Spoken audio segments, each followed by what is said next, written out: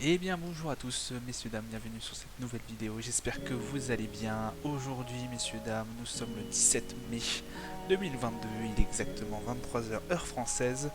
Le CAC 40 qui finit en hausse à plus 1,30%, on raccroche avec les 6400 points. C'est pas mal, c'est pas mal, c'est pas mal. Le Dow Jones à 1,34%. Le Nasdaq qui finit aussi en hausse à 2,76. Ils viennent de clôturer tous les deux il y a quelques minutes. Le DAX à 1,59%. Le pétrole, messieurs dames, qui a descendu, qui est sur la barre des 111 dollars, 111,770 dollars exactement. Le 10 ans US qui se rapproche petit à petit des 3%. Donc voilà, alors bon, beaucoup de pas mal de nouvelles aujourd'hui. On a notamment du coup certains résultats niveau américain, notamment un qui est tombé à 13h30, ça a été les ventes au détail mensuelles. Donc on l'attendait bien à 0,9% chiffre qui s'est avéré exact. On a bien eu 0,9%, donc très très peu de volatilité à ce moment-là. Voilà, moi je pensais un peu plus bas, voilà, je pensais à 0,8, pardon, 8%. Il s'est avéré que la vente en détail a été au rendez-vous, des bons chiffres, étonnamment, puisque avec l'inflation et autres, voilà, je m'attendais à un chiffre un peu plus bas. Comme quoi, il faut jamais parier sur les nouvelles américaines. On est toujours surpris de certaines annonces. Donc voilà, ça c'était aussi, bien évidemment, on a eu à 19h et quelques le discours de Jérôme Powell, président de la Fed, 20h, pardon, 20h heure française. Alors qu'est-ce qu'il nous a dit Jérôme Powell Jérôme Powell nous a dit que la Fed va continuer à durcir sa politique jusqu'à une baisse de l'inflation. Voilà, on a bien vu les chiffres qui sont tombés il y a quelques semaines sur l'inflation américaine.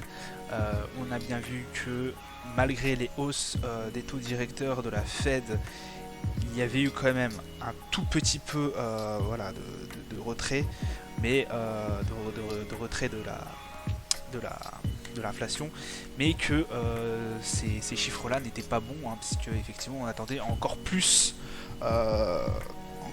euh, un meilleur chiffre en fait. Je ne me rappelle plus à combien on l'attendait, je n'ai plus ça en tête, mais voilà, ça avait fait un grand débat, puisque d'un seul coup, d'ailleurs le Nasdaq avait énormément grossi, enfin avait énormément augmenté, il avait pris je sais plus combien de pourcentage, je crois que c'était 1,30% au moment où l'annonce a été faite. Et tout de suite après, en fait, on a eu une dégringolade, peu de temps après, pardon, on a eu une dégringolade du Nasdaq, puisqu'effectivement, les investisseurs ont vu que ça allait pas forcément le faire et qu'ils s'attendaient aussi à une rehausse des taux directeurs. Ce que d'ailleurs, en fait, la Fed, pour moi, la Fed voilà, prépare le terrain, mais je pense effectivement qu'il y aura potentiellement une hausse des taux directeurs. Tout ça est que pour ma propre personne, c'est que de la spéculation ce que je vais vous dire, mais voilà. Donc on va aller tout de suite sur les marchés financiers. Alors sur les marchés financiers, alors on est sur les biens sur la tranche des 6400 points, on réintègre la range au niveau du CAC 40.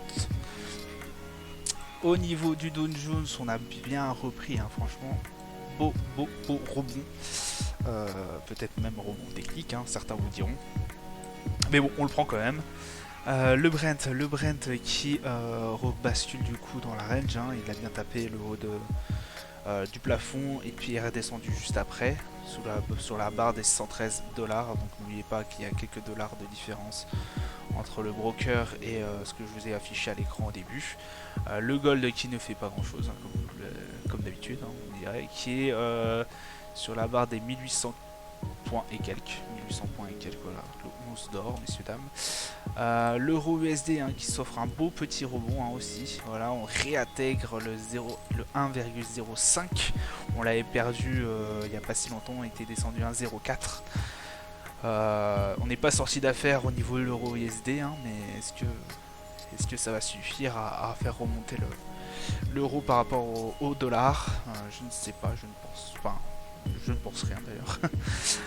Le Bitcoin qui est sur la barre des 30 000 dollars, messieurs, dames. Le Bitcoin là, qui est en train de faire un doji, mais voilà, qui a bien remonté puisqu'on était descendu bien bas. Au niveau du Nasdaq, le Nasdaq, je me suis fait piéger à l'annonce de Jérôme Powell puisqu'il y a eu énormément de volatilité voilà, je vais vous montrer sur le niveau du M1. Voilà, j'étais à peu près par là en vente et puis voilà, ça a pété énormément de volume, comme vous pouvez voir, énormément de volume ont été échangés. Oui, donc je me suis fait piéger ici, effectivement c'est remonté, donc le stop a stoppé la position, heureusement d'ailleurs, parce que là je serais bien plus haut sinon, toujours mettre un stop, même si ça fait toujours mal de se le prendre. Et puis voilà, et le S&P, je voulais pas montrer, voilà, qui est sur la barre des 4000 points et quelques, peut-être 41 000 d'ici peu de temps. On espère que l'économie va reprendre son souffle, mais j'en doute fort, je reste toujours baissier comme vous le savez. Voilà, je vous dis à plus tard, bonne soirée à vous, ciao ciao.